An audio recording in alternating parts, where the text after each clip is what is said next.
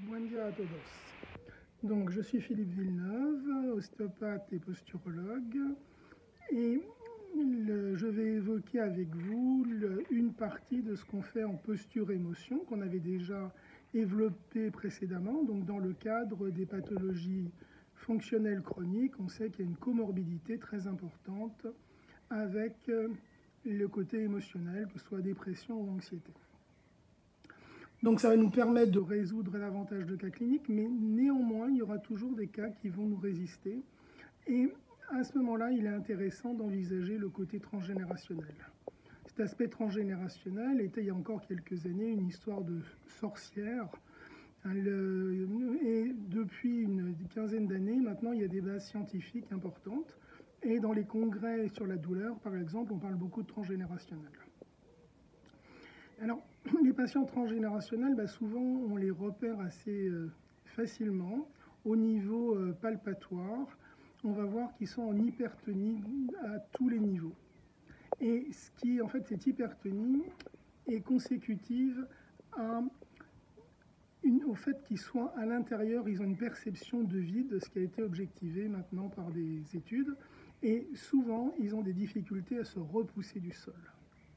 Donc on a des indices cliniques qui nous permettent d'envisager le fait que ce patient soit en transgénérationnel.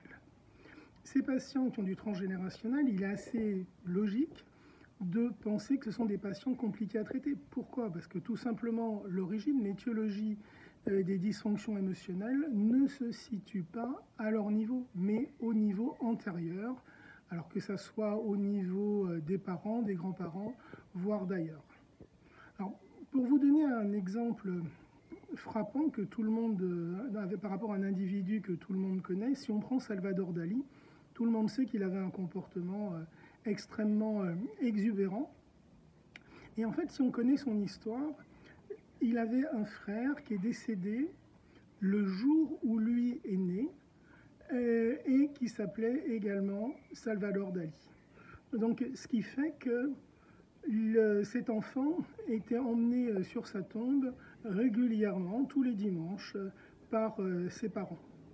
Donc on comprend bien qu'il n'a pas pu se construire, en fait c'était un enfant de remplacement, et donc il n'a pas vécu sa vie, ce qui fait qu'il était vraisemblablement vide. Je n'ai pas eu l'occasion de l'examiner, mais ça c'est un des paramètres qu'on va retrouver chez les enfants et après les adultes qui ont du transgénérationnel, c'est ou une exubérance notoire comme Salvador Dali, ou alors quelqu'un qu'on a tendance à ne pas voir.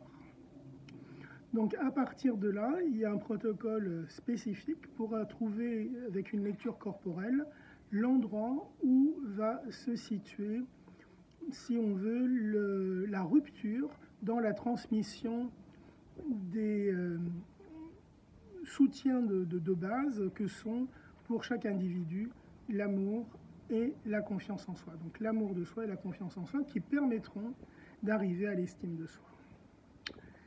Je vous remercie et je vous souhaite une bonne journée et à bientôt.